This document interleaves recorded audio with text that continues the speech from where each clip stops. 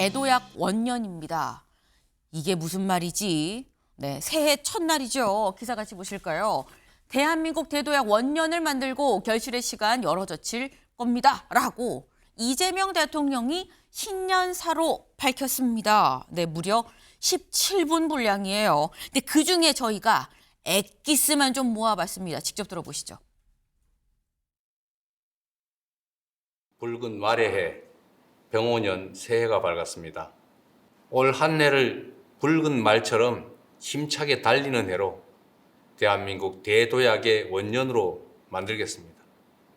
그래서 5가지 대전환의 길을 말씀드리고자 합니다. 수도권 중심 성장에서 지방 주도 성장으로 대전환하겠습니다. 일부 대기업 중심 성장에서 기회와 성장의 과실을 고루 나누는 모두의 성장으로 대전환하겠습니다. 안전이 기본인 지속 가능한 성장으로 대전환하겠습니다. 문화가 이끄는 매력적인 성장으로 대전환하겠습니다. 평화가 뒷받침하는 안정적인 성장으로 대전환하겠습니다. 성장으로 대전환하겠습니다. 반복해서 지금 나오죠. 총 한 5가지 전략을 지금 얘기를 했습니다. 여기 같이 보시면 첫 번째 지방주도 성장, 두 번째 중소 벤처기업 주도 성장, 세 번째 산업재해 근절을 통한 지속가능 성장, 네 번째 문화주도 성장, 5번째 한반도 평화에 기반한 성장을 하겠다라고 지금 얘기를 했어요. 근데 사실 이게 꼼꼼히 따져보면 지방주도 성장은 지역발전 얘기하는 거죠. 중소 벤처기업 주도 성장, 이거 지금 결국은 중소기업 강국 얘기하는 겁니다. 산업재해 근절을 통한 지속가능, 산업재해 근절 얘기하는 거예요. 문화주도, 문화융성이고요. 한반도 평화에 기반한 성장, 한반도 평화 얘기하는 거죠. 근데 지금 이게 중요한 건 다 뒤에 그래서 성장, 그래서 주도 성장이 나온다라는 겁니다. 박청환 교수님. 사실 진보 정권에서 분배보다 성장을 더 많이 강조를 하는 건 이례적인 쉽지 않은 일인데 지금 다 성장이 붙었어요, 결국은.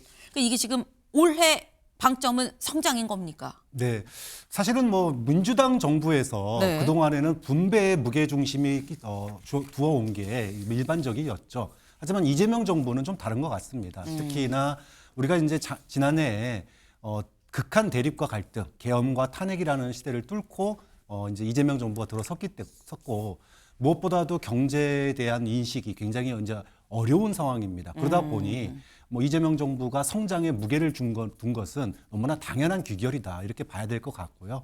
자, 그렇지만 그렇다고 해서 민주당의 전통적인 정치 DNA를 버렸냐? 그렇지 않습니다. 지방주도 성장이라고 하는 거, 국가 균형 발전, 노무현 정부 때 시작된 행정수도 이전, 네. 그리고 문재인 정부 때 공공기관의 대거 지방 이전이 있었고 또 이재명 정부 들어서서 그걸 기반으로 해가지고 지역주도 성장을 하겠다라고 점점 진화하는 그런 이제 모습이다라고 보시면 될 것 같고요. 다른 분야들도 이 5개 모두가 민주당이 그동안 20여 년 동안 강조하고 또 무게를 둬왔던 분야라는 점, 그리고 하지만 그것의 귀결이 분배에 그치는 것이 아니라 새로운 성장의 동력이 되게끔 하겠다라고 하는 그런 목표에 있어서는 다른 정부와 조금 차별화를 갖는 면이 아닌가 싶습니다. 네, 역대 진보 정권이랑은 조금 차별화가 된 부분이 분명히 있긴 있다 하지만 그게 아니고 이겁니다는 아니고 분배 정책 그동안성을 갖고 오면서 여기에 성장을 좀 더했다라고 봐야 된다라고 지금 말씀을 하셨어요. 이런 말씀도 하셨죠. 지금 경제적인 지표 수치 자체가 성장의 방점을 찍지 않을 수 없는 어떻게 보면 당연한 귀결이다라고 좀 말씀을 하셨는데 아까 저희가 일면 소개하면서 신년 들어서 여론조사를 각 언론사에 좀 실시를 했다라고 말씀을 드렸죠. 이재명 대통령의 국정수행 평가를 좀 같이 볼까요? 네, 동아일보가 이 실시한 신년 여론조사에서 이 대통령의 국정수행 평가입니다. 일단 긍정 61.7%, 부정이 33.6%예요. 긍정이 60%가 넘었다. 지금 잘하고 있다라고 지금 얘기하는 게 60%가 넘었는데 그럼 뭘 잘했습니까? 라고 구체적으로 물어봤다라는 거죠. 여기 볼까요? 외교를 잘했어요가 첫 번째입니다. 17.8. 국민 소통을 잘했어요. 17.6. 그리고 미래 신산업 육성이 10.1%로 1, 2, 3등 순이었다.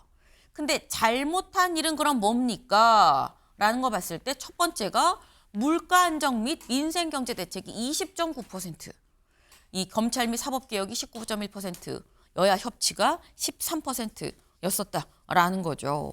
근데 이걸 보면 뭐 잘한 거는 잘했다고 얘기를 하는데 사실 잘못한 거를 잘한 걸로 올리는 게 사실 어떻게 보면 새해의 이 과제다라고 볼 수 있을 텐데 최수영 의원님 가장 잘못한 일의 첫 번째가 물가 안정, 민생 경제 대책이에요. 또 민심에 가장 큰 영향을 주는 게 또 물가 아닙니까? 그렇죠. 아니 뭐 선거가 있는 해이다 보니까 더 하죠. 사실 근데 지금 요즘 국민들이 느끼시는 게 체감 물가가 굉장히 올랐다는 건 뭐 아주 주지의 사실일 겁니다. 그러니까 네. 최근 이제 뭐 그 언론 보도들을 봐도 직장인 점심 한 끼가 이제 10,000원 이하가 안 된다는 거잖아요. 그렇죠. 뭐 그렇다면 이제 우리가 그동안에 뭐 인플레 했지만 실제로 우리가 이제 인플레를 체감하고 있다고 이제 봐야 될 것 같은데, 근데 저는 이제 이재명 대통령 신년사에서 이제 이런 것들이 바로 여기 귀결되고 있는 게 뭐냐, 물가 안정 및 민생 경제가 제일 1번이잖아요. 네. 그러니까 대통령이 지금 지방선거가 있는 해 지방에 가장 먼저 중심을 두겠다고 1호로 얘기하잖아요. 지방 성장 중심, 특히나 이제 뭐 5극 뭐 3특체제, 네. 이 얘기는 대전 충남 통합도 염두에 둔 거고, 그다음에 두 번째가 국가 이익의 고루 분배라고 얘기한 건 모두의 성장이잖아요. 이 얘기는 지금 얘기하고 있는 이제 사실은 성장의 방점이 있는 것처럼 보이지만 전에 분배가 있는 거죠. 아니 성장 전에 모두의 성장이라는 거는 고루 나눠주겠다는 거잖아요. 그렇게 놓고 보면 이재명 대통령도 이런 부분들이 이번 선거에 미치는 영향이 밀접하게 있다고 생각해서 일단 1차적으로는 전국의 균형 발전, 2차적으로는 분배가 우선된 성장 얘기를 하는 게 지금 민생 경제, 그다음 특히나 최근에는 이제 우리 기본적으로 사실 민생 경제가 어려운 환율에 기본적으로 그게 펀더멘털이기 때문에 원인을 제공하고 있고, 그다음에 주가도 지금 방어하기 위해서 연기금까지 끌어쓴다는 보도까지 나오고 있는 상황이다 보니까 아마 이재명 대통령도 굉장히 여기에 대해서 민감하게 지금 생각하고 있는 것 같다는 생각이 들어요. 네. 지금 5가지 뭐 주도 성장을 얘기를 했지만 결국 그 첫 번째가 지방 주도 성장 아니냐. 올해가 지방 선거가 있는 해. 지방 선거가 있어서 지방 주도 성장이 1번인 것 같다. 전략적인데 라는 취지의 말씀을 하셨어요. 근데 말씀드렸죠. 민심에 가장 큰 영향을 주는 건 물가다. 물가를 잡지 못하면 민심을 못 잡는다라는 정치권에 대대로 내려오는 얘기가 있죠. 새해 일단 선거고 자시고 물가가 좀 잡히면 좋겠다라는 생각을 좀 간절히 해봅니다.